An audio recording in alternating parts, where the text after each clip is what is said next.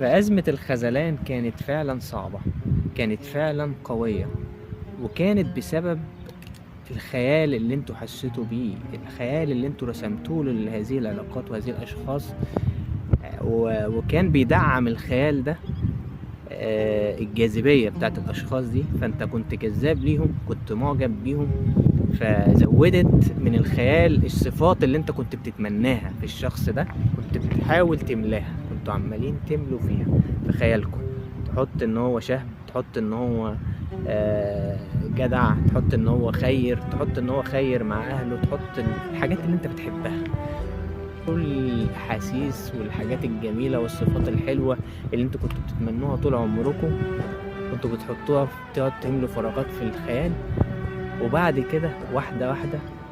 التعاويذ دي بتتفك وبيبانوا على حقيقتهم، حقيقه